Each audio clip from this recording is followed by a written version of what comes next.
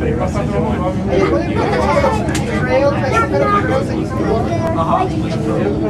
Usually when they come up the trails, the animals will see a mule deer or black bear, but if you walk them on a black bear, they'll run off the other way. They're more scared of you. The last time a black bear chased somebody up here, it was only for a couple of feet. Alright guys, just a little bit of a sway as we come over the tower. That one's fun, it's hard. It's fun because there's somebody watching.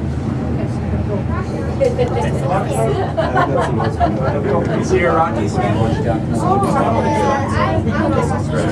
Are you? Awesome. Yeah, Whitey was coming out of the first one. So usually I should take it off the leaves. One of our teams, the Dukes, the Albuquerque Dukes, they used to be our baseball team here. They were kind of the feeder team for the Colorado Rockies, the professional team. Mike Piazza, he's a real well-known catcher. He played on the Albuquerque Dukes here. I have his Albuquerque Duke card.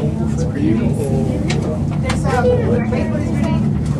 Baseball was really popular here when the Dukes were here, and we got the Isotopes. We bought the Isotopes a couple of years after we sold the Dukes team, and we renovated the stadium.